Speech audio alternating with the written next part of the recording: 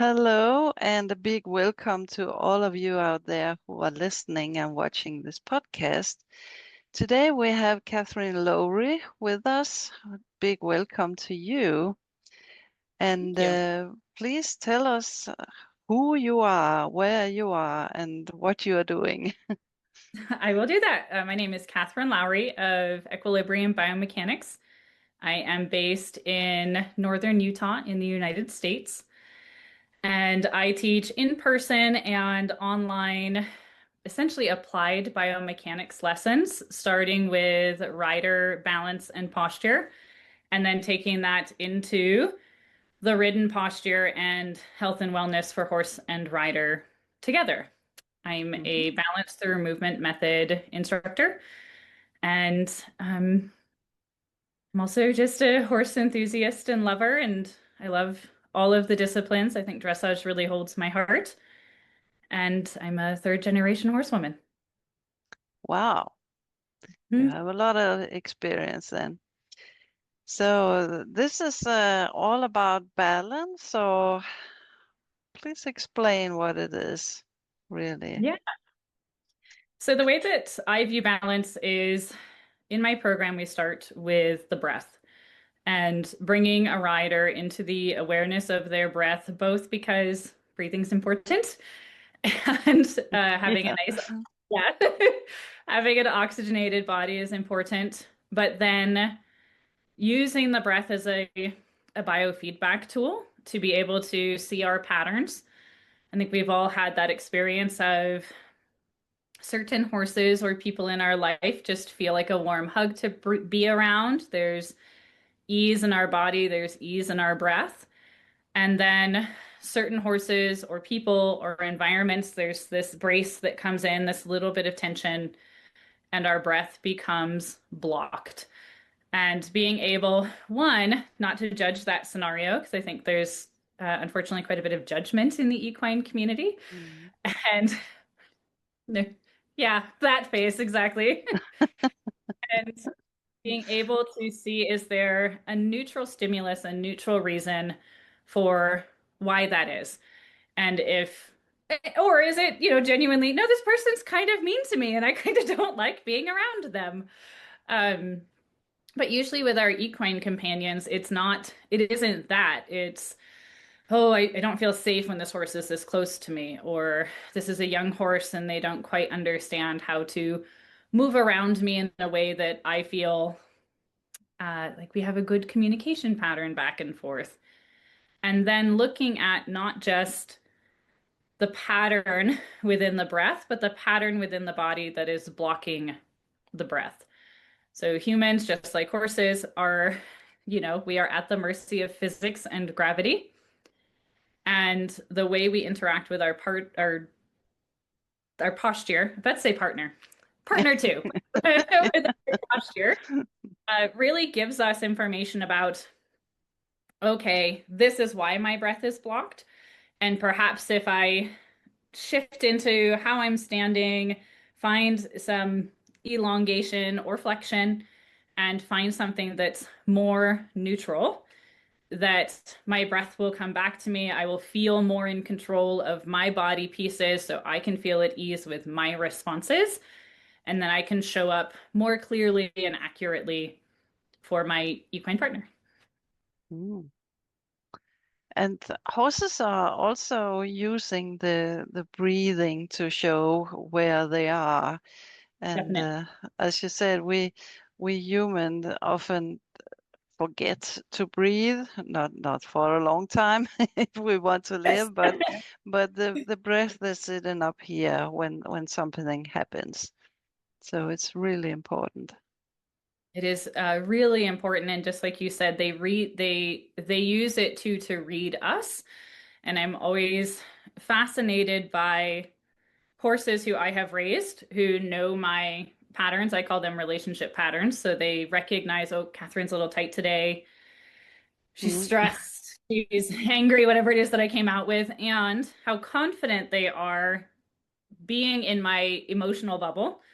Whereas horses that are new to me, horses that were started or trained by someone who maybe lashes out or is a slightly different person when they're experiencing an emotion, how much more tension there can be for several years while building the relationship within the horse, acknowledging that I'm having a heightened emotional state and that it can take them a while to recover.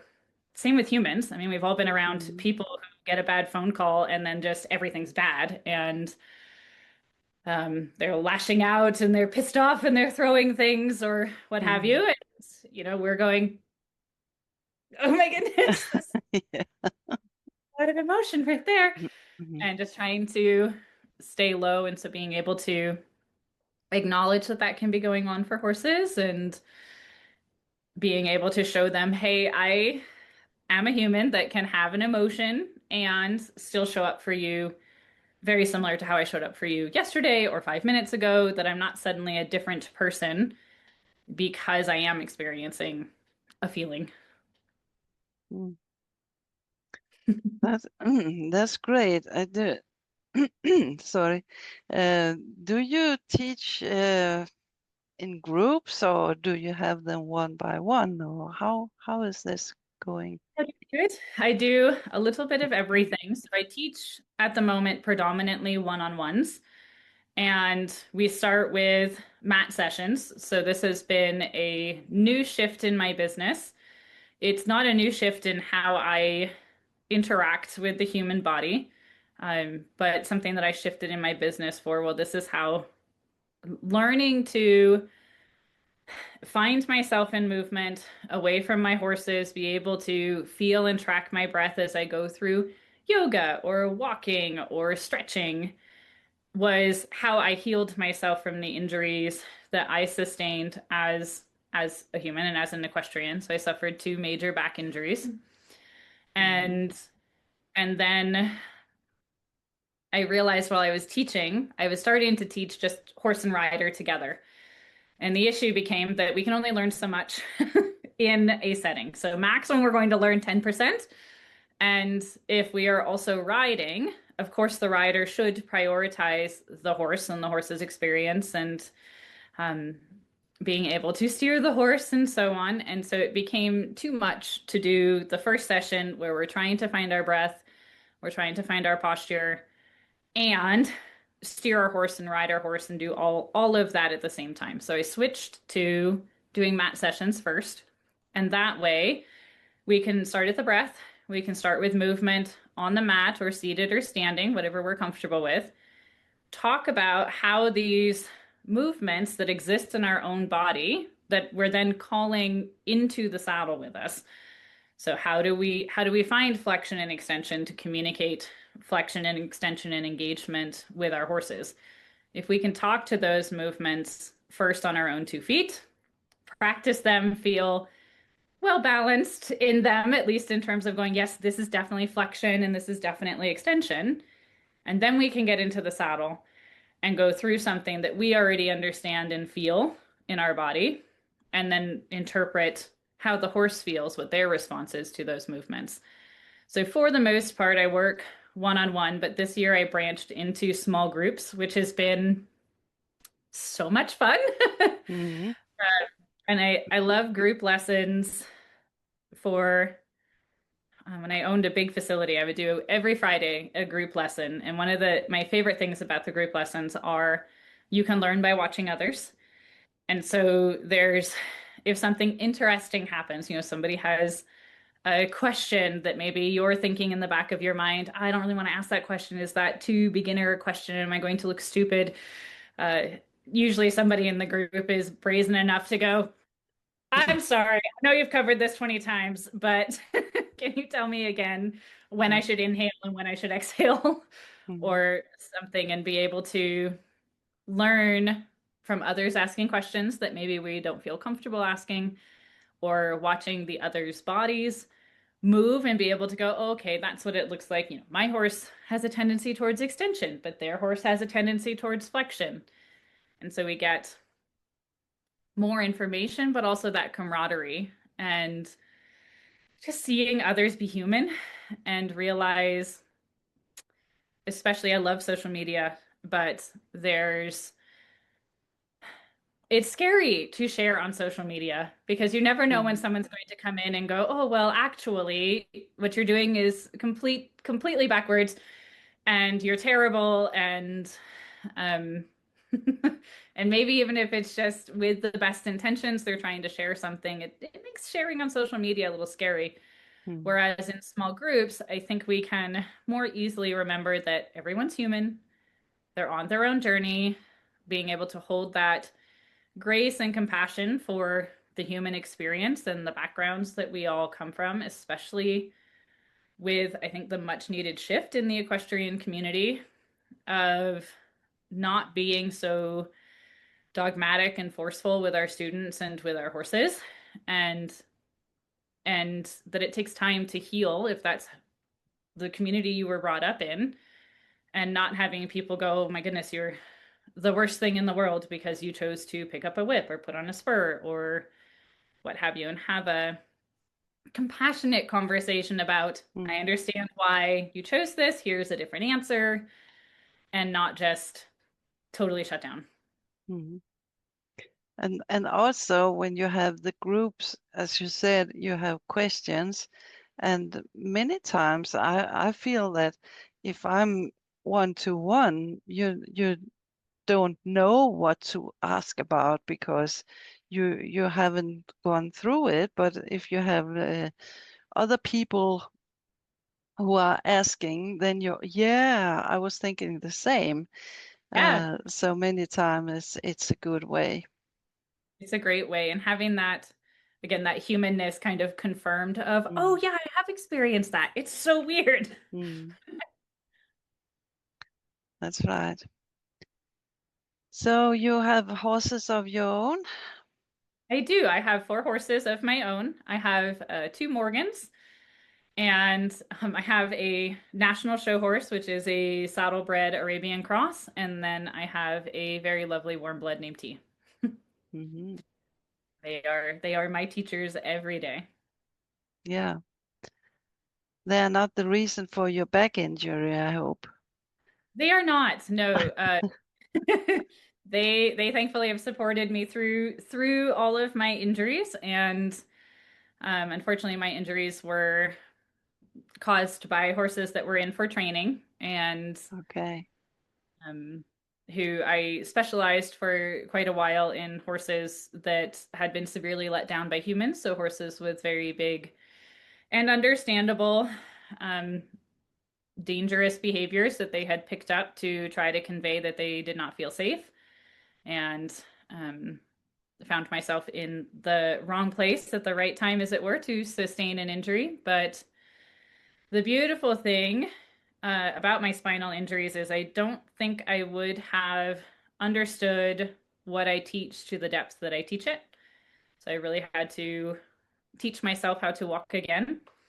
And I had to, I had, I was very young and had a little bit of an ego when I was younger. I was a really Mm, phenomenal athlete, and in my mind, and at least I don't know if that was true, but in my mind I was. And to suffer an injury that made me struggle just with normal daily activities, and to heal some of the interesting things that we can get cultured or socialized into believing, like, well, I don't need to get down on the mat. Um, I'm perfectly able-bodied, and so mm, I can remember thinking yoga is stupid, stretching is stupid, I don't need mm. it. And then to need Want to it. get back on the horse? Grab my free mini course. It's packed with simple tips to help you overcome anxiety and get back on your horse again. Click the link below to download. And now to teach it is such a beautiful irony, I think, in what happens to us as we age and we gain wisdom and bumps and bruises along the way. And we go, "Oh, I see why somebody, so and so suggested that I do this." Yeah, and you can when you feel it on your own body, you know. Yes. Yeah. Yeah, exactly. And And you're much better to teach as well because you know how people feeling and all this. yes, absolutely. I became I don't want to say that I wasn't empathetic, but I definitely have more empathy now, especially Mm-hmm. for riders that there are certain things that the human body does where it seems simple. You know, we've all had that. Our instructor saying, bring your left shoulder back. And you're going, I thought I was. I really thought my left shoulder was back. What are you telling me it's not back? And having more empathy for simple situations, even like that, where we think it's a simple misunderstanding. And really, it's the whole way that our posture is wired and our fascia and our nervous system. And for whatever reason, our body really thinks that this is straight. Yeah. And that's fine. You know, we don't, not that I ever insulted riders, but I know many instructors that do, like, well, why can't you get your shoulder back? And Mm-hmm. the answer is there are many reasons why. And the first thing that we can do is just take a breath and not make anyone feel bad about this thing that they're probably working very hard to try to show us and build from there. Yeah. Nobody is perfect, and then especially not the body. You always have something. Always have something. And the other really cool piece, I not recently became a mom, my son's 3, but getting to appreciate having to rewire and retrain and re-understand my body, and then getting to watch a little human learn it for the first time was such a beautiful experience for how easy it is for the human body to develop patterns even at his age, and little things that, you know, for I think for most of us, especially before now, I think we are as a species becoming more connected to how important posture is in terms of not necessarily posture and how we stand, that static posture, but our ability to go through our entire range of motion and find symmetry, how important that is for horses and humans. And so to watch my son go through it and have roadblocks and stumbling blocks, and even at 3 to go, oh, he's not turning left at all. We should probably figure out why he's suddenly doing that and see what we can do to help. And he's just a doll. But one of the cool things that has come from his teaching of me, just in his existence, is that ability to see my students in that light of, you know, when we were all toddlers and we were all trying to figure out how to walk Mm-hmm. and we all had to take those first steps, and how brave and crazy that was. And then now when we're a little bit older, we're trying to figure it out how much less like brave we are. Like, no, I'm gonna do it. And we have to take some of those smaller steps sometimes Mm-hmm. to find that bravery and still celebrate those small wins, and every step along the way that um, are just as important for our nervous system as the toddler's milestones of crawling and walking and building their nervous system for the first time. Mm-hmm. Then you have also been through this thought. I know I've talked to a lot of people around when they are riding, and they come to a certain level, and they maybe have another horse or something happened. They were not have not been riding for a couple of years. That people have that thing in their head that they should start from there and go further. They don't want to start from the bottom again because no, it takes years. But Yeah. you must do that. Yes, you must build the foundation, Mhm. and there are no shortcuts. And I think we've all heard the quote that training that is done incorrectly is like a shirt that's buttoned improperly, and you can't just put a jacket on top of it and expect it to be fine. You have to actually Mhm. go back and unbutton the whole thing and then rebutton it. And even if the training is solid in terms of the theoretical understanding, the physical capability to meet that theoretical ideal has to be there, which is why we have to go back to the basics. The basics aren't just for humans and horses. I've had to teach myself sitting trot. This is my fifth time now of reteaching sitting trot. And I am proud to say that this time I'm at least not throwing a tantrum about it because I'm thankful to be back at the basics Yeah. and to know them and to go about how beautiful it is instead of skipping sitting trot or getting a saddle that straps me in or beating myself up, that I can just say, this is where I'm at. Mm. And I can start here and find my tempo and play with the amplitude of my seat and the tempo of my seats and feel my horse's ability to mimic that or not. And can they follow that with me, or are we at this level? And then, we sit here for a while and then we get a little bit more fit and then we celebrate and that's the Yeah, only and the only way. really, really enjoy the moment instead of being ahead in your head and Yes. say, yeah, oh, I have to go out and compete and I have to do this and I have to become better and better. Yeah, Yes. you will do that even if you just take it easy. You will get there. Yep. It Yeah. was, I'm glad you brought that up. It was one of the hardest things about owning T, who is the newest in my herd. I've had him for 3 years. He came to me, he has training up to Free St. George. And there was definitely this, I need to hurry up and be that rider for him. Lost confidence in the saddle? I can help. My Get Back on the Horse program is designed to help you overcome fear and enjoy riding again. Let's get you back in the saddle with confidence. Click the link in description So that to we join. can go do what he just came to me with all of this, and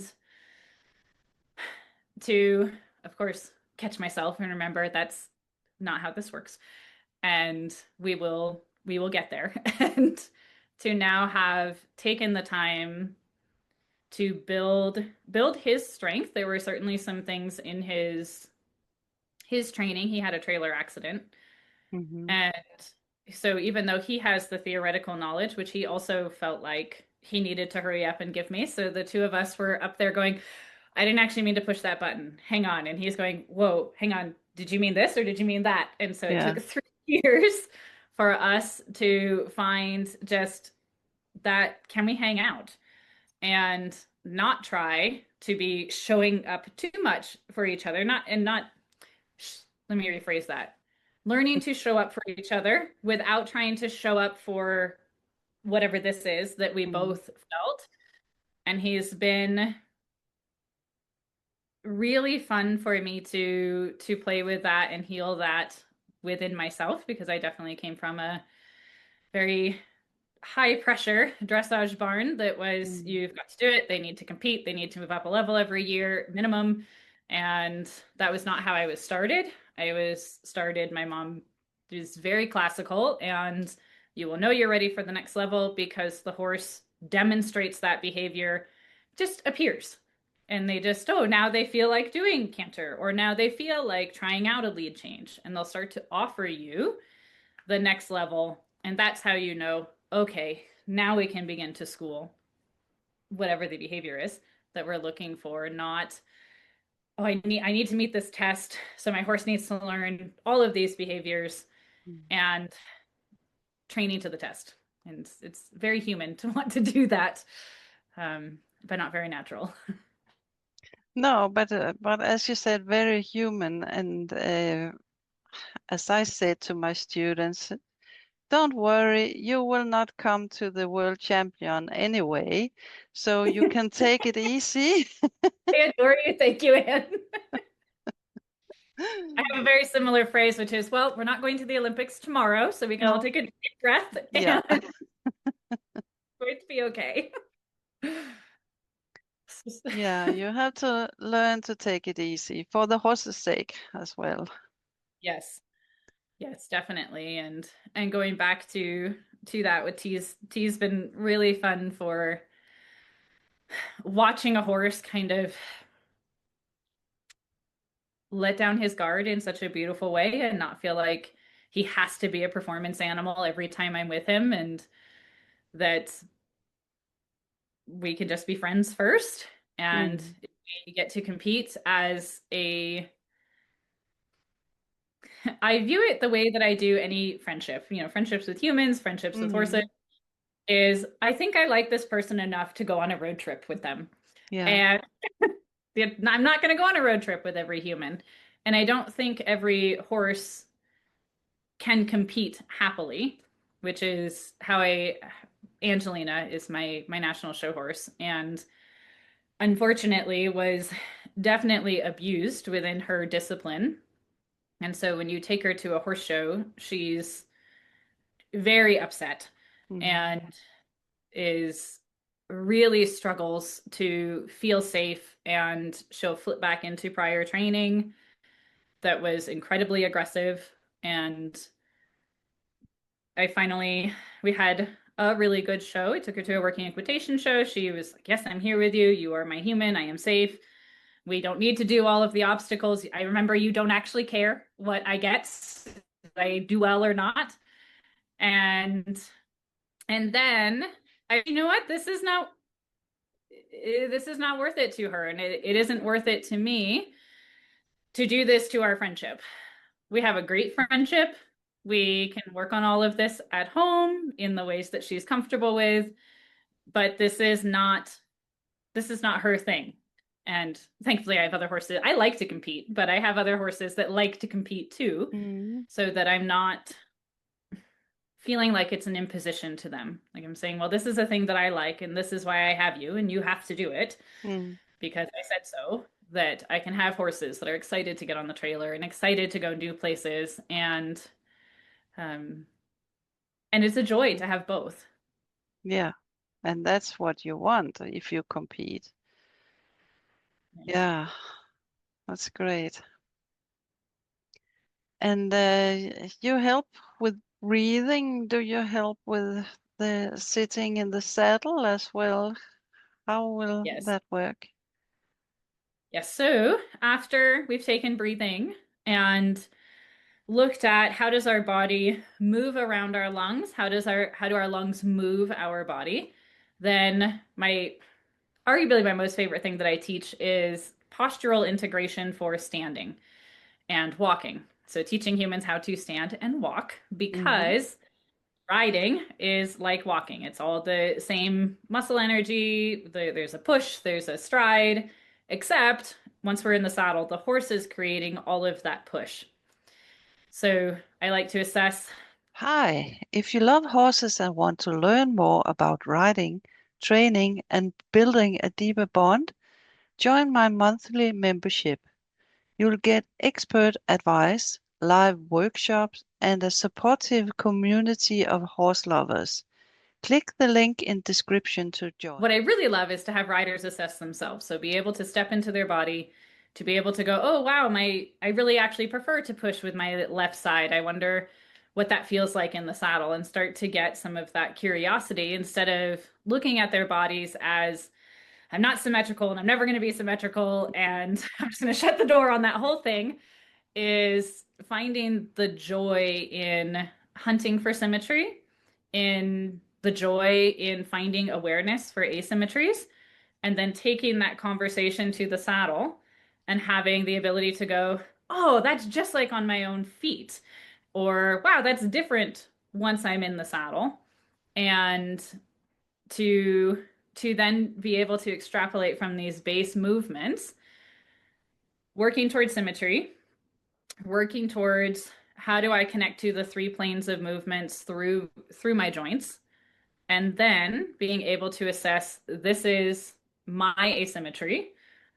So whether that is I have a tighter left side, or I'm quad dominant, or I'm hamstring dominant, or I have a tendency to come into a forward head position, and having awareness of how to address that without getting tight. So I love uh, one of my favorite things is to teach the rule of three, which I think is also how most of us have come to teaching our horses. It's almost always like 3 to 5 repetitions. Let me try.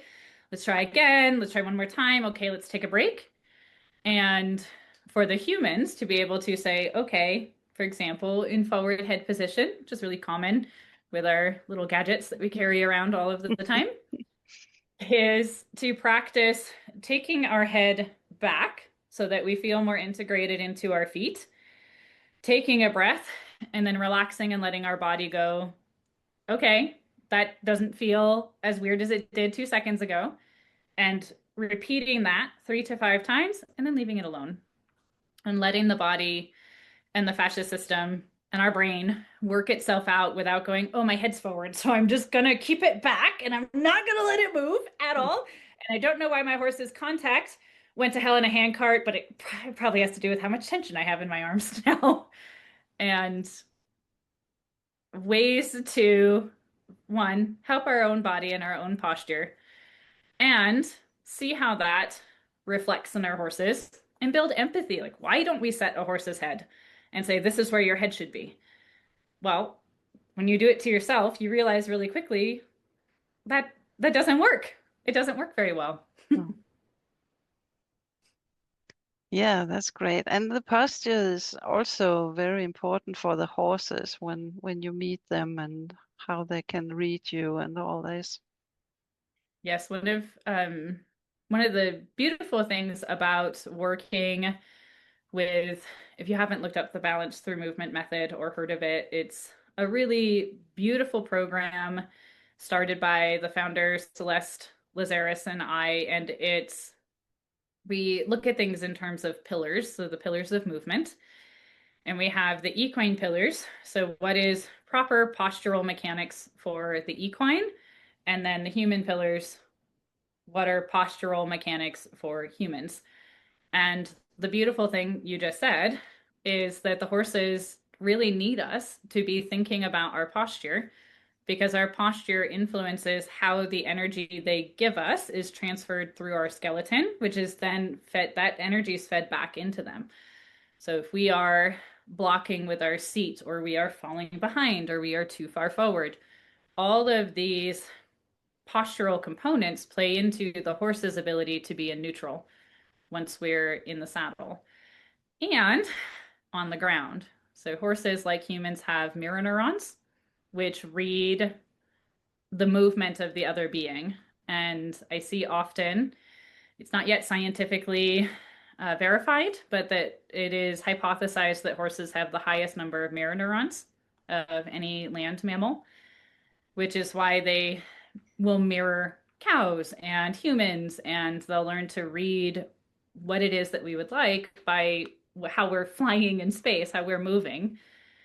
And I really formed my program around the belief plus what I see every day. The more we can bring the human to neutral, and then to build our foundation, and then teach the human, well, this is what collection looks like in your body. This is what extension looks like in your body, and how easily the horses mirror that. And it's, you don't have to teach them, you just have to do it, Mhm. and they will follow, and it's what makes them such amazing healers.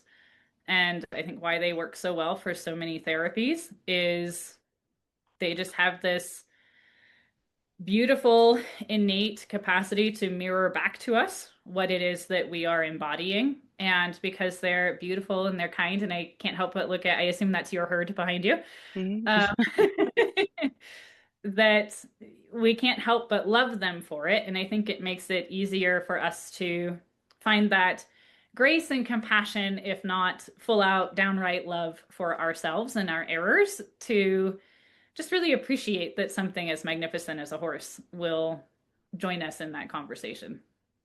Mhm. Yeah, and you do that best when you take it easy. Yes, exactly. You just take a Yeah, breath and hang out. exactly. Mhm. Well, are you going to continue with this? Do you have plans, dreams, Oh, anything? so many dreams. Hmm? Yes, I am going to continue with this. One of the things that I built this past year was I built a community and course of people who want to learn about what I call rider pillars, but just human posture. And the rider pillars, the human pillars that I use for movement are a way to build a theoretical scaffolding that we can then take our human experience and go, okay, I see, without this idea that we have to reach this perfect ideal, and that there's space within that program for you to be you, and for you to bring your injuries, your fears, your concerns, your very real self to the community. One of my favorite questions that I often get asked, because I think it happens often with biomechanics instructors, that it and dressage as an extension of biomechanics, is, can I be imperfect and still get anywhere? Mhm. And the coming back to yes, of course, um, because that's one where we start. But horses are lovely and kind in their ability to go, I see that you tried. I think this is what you were asking. So I'll do what I think you were asking. And so if we are stuck a little rounded, or one of my injuries is permanent, so I have the left side of my back is missing an attachment in my spine. And every Mm. horse I get on is lovely to the right. And the first time we go left, they most 9 times out of 10 now, they'll stop and they'll look over their left shoulder, always at me, and go, what is that? and and then I can say, that's me. You do Mhm. not need to do more than what I am capable of. I will not do that to you. So whatever you hear, this is going to be a long time conversation while you and I are figuring out what straight looks like with our two skeletons. And I'm okay with that. And it Yeah, feels like, you can yeah, just look at me. I've always said my legs are like this instead of as a yeah, cowboy. So yeah, I'm not built to ride a horse, but I did it anyway all my life. So yeah, exactly. And yeah. so the community has that space of just being human and being imperfect, and also being able to heal some of the things that we were told about our bodies. I've had innumerable dressage riders tell me my legs were too short, and I just sat there going, I don't know what you expect me to do about that. Anything else? Anything that I could do today? I'll do my best to grow those. But Um, I'm thinking in this that your legs are too short, but I mean, handicapped can ride without legs, so legs at all. why not? Yeah. Yeah. Yep. And that um is one of the beautiful things about human spines and horse spines. We have very similar movement. Obviously, the horses are horizontal and ours are vertical. And in humans, it's called reciprocal oscillation. And that exists whether we have legs or not. And as you said, so they may be short, but they'll get that oscillation up my spine. So I think I'm good. Yes.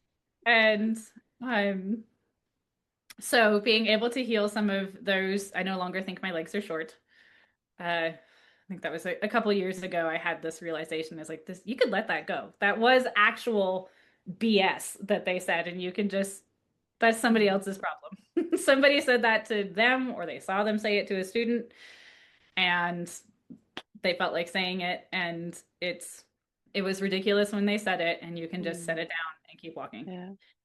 And that on top of my community and the course, then I offer lessons, lesson packages, and online clinics as well. So for those who are far away, or whose horses aren't ready to leave home, or they're not ready to leave home, that we still have a way to come together in a small community and practice and build our eye. So having group lessons with riders from all over the world has been really, really quite fun, and has opened up many unique conversations, because we're all doing the same thing, but maybe from a slightly different lens, depending on the discipline and the background and our instruction, and being able to come back to this is really just two skeletons and physics, and then an idea of what it is that we are trying to do,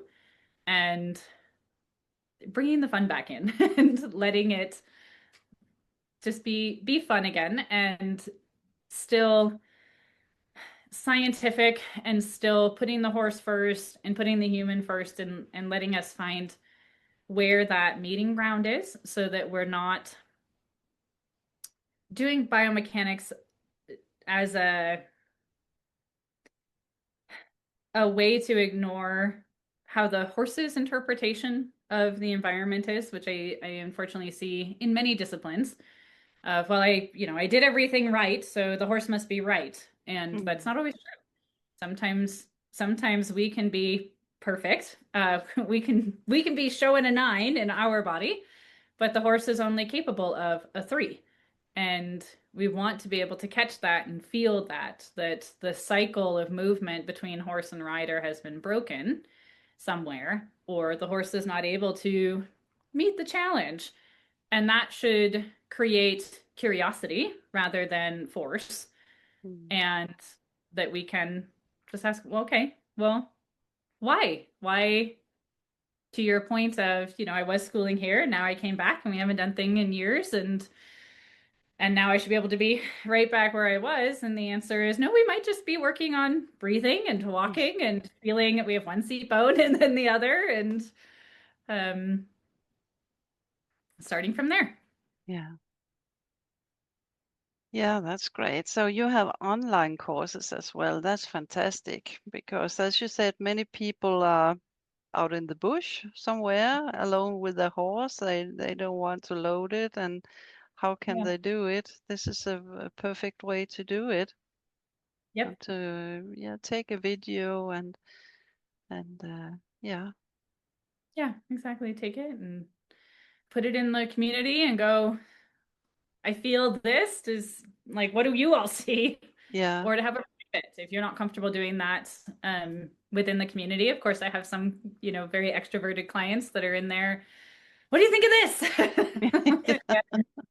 And then I have very shy clients. I'm certainly very shy, and so I understand not necessarily wanting to put oneself out there until I feel a certain level of confidence and rapport and trust that it will be kindly received. And so having those more private options as well.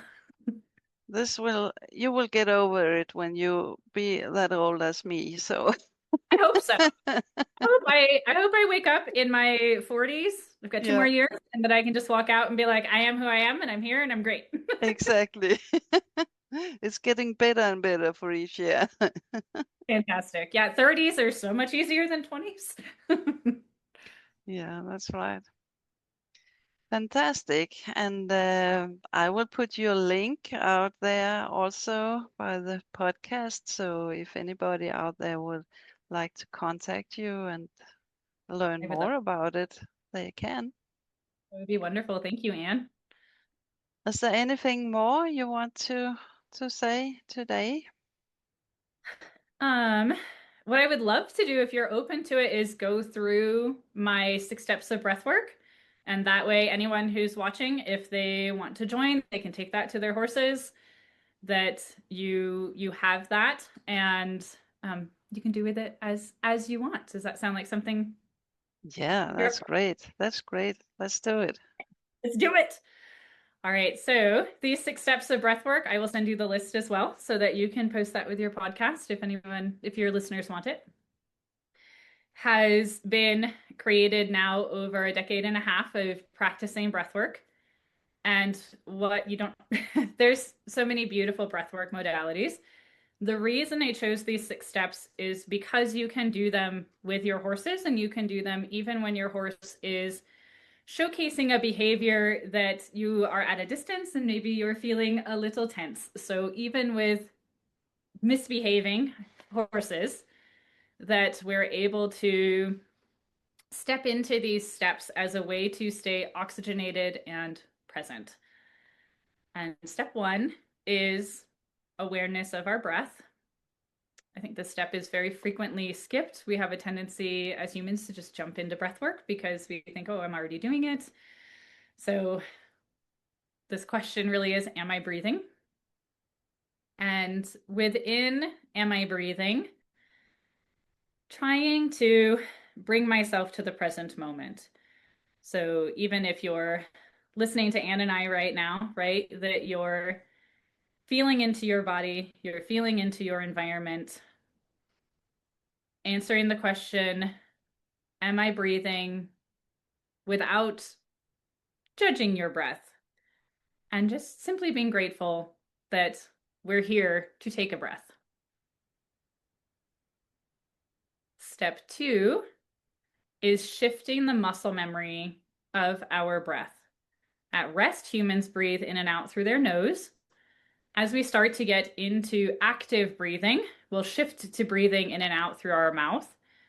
So in this case, either in and out through your mouth or in through your nose, out through your mouth. I always laugh at this step because I get in trouble for it often, because humans at rest breathe in and out through their nose. So if breathing in and out through your mouth does not feel good, doesn't feel integrated, find something that does. You just want to tweak your breath a little bit so it goes from passive awareness of step one to active awareness in step two. You can do that for as often as feels, as long as feels comfortable. Step three is counting breath length. Caveat, still no judging.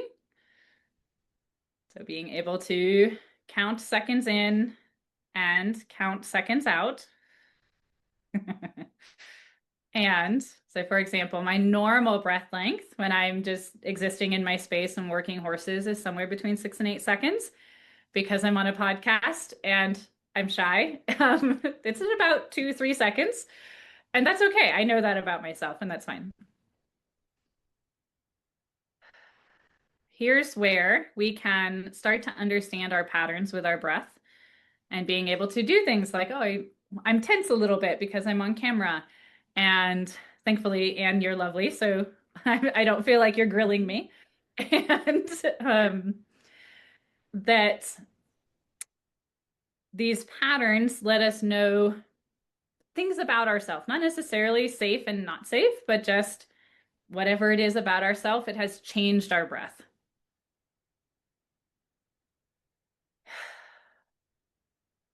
Step four is breathing down into the belly, really focusing on the activation of our diaphragm.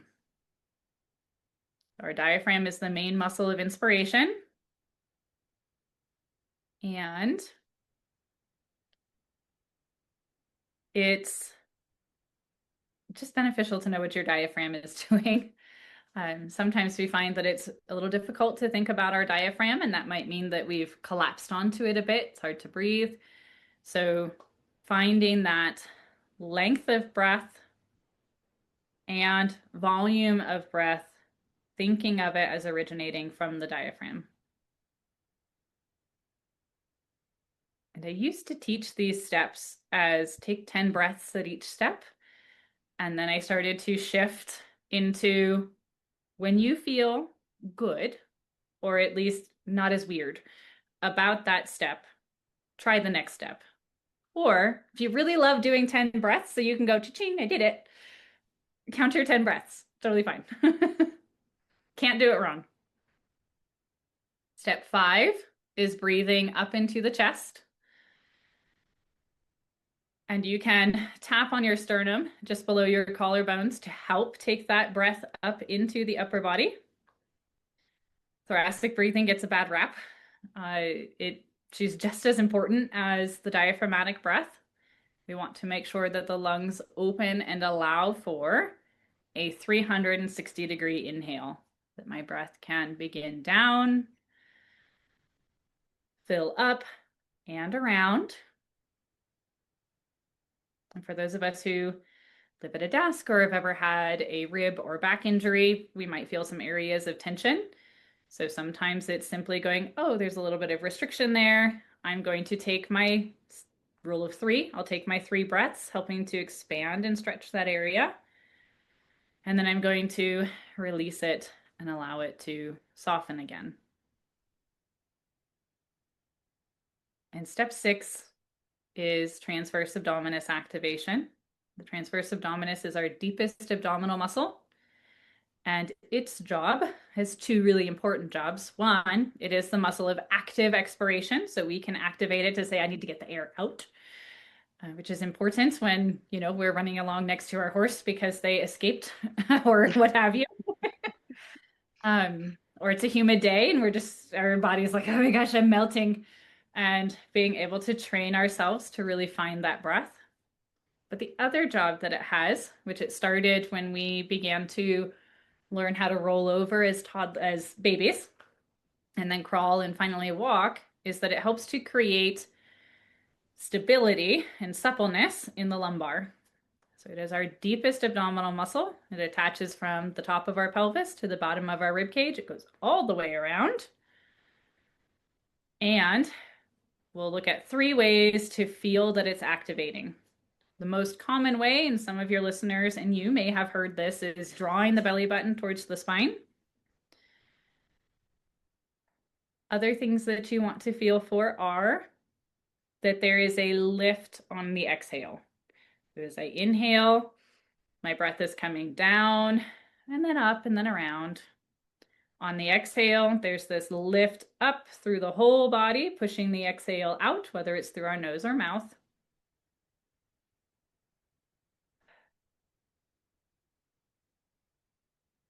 And then the other piece that you might feel is that wrapping around of the whole muscle. That it's very gently, softly like hugging your stomach and helping to push that air out. And it takes many other muscle groups to attempt to do what this muscle does. The really cool thing about the transverse abdominis is that it can create stability through the lumbar without creating compression down through the discs. And so being able to strengthen and channel it into that 360-degree exhale helps us to find that stability that's not crunching downward, which we so often feel if we're focusing on the more superficial muscles, such as the rectus abdominis or our sit-up muscle or our obliques that create rotation. The transverse abdominis is just in there saying, this is tall, this is activated, I've got you, and then the other muscles can help to move around it. And that's 6 steps of breath work. Thank you for letting me share that, Anne. Thank you for doing it. It's so much worth for everybody. Yeah. Breathing is good for you. It's very good. It's not only for the stomach, it's for the brain as well. If you're nervous, if you're stressed, if you're tense, a couple of deep breaths and you will get oxygen to the brain, so it will, you can think clearly instead of panic. Yes, and one thing that I also teach my students is if I cannot slow down enough to at least count my breath length, there's a good chance I'm trying to do too much. And sometimes that happens, right? Life happens, a train goes by, somebody drops a bucket, and there's a moment where my horse becomes elevated in their expression and their fear and worry. But even then, I should be able to take a breath so that I'm making the best oxygenated decision possible to help support my horse through a perfectly species appropriate response. That's right. Yeah. So much wisdom. Thank you very much for this. Thank you. It was really a pleasure to have you on here today. I hope to come back sometime soon. You will be welcome. I'm sure. So thank you so much for this. And thanks to all of you who have been watching or listening to this podcast. And please subscribe so I can talk to more people out in the world. And thank you so much, Katherine, for being here today. You're welcome. Thank you.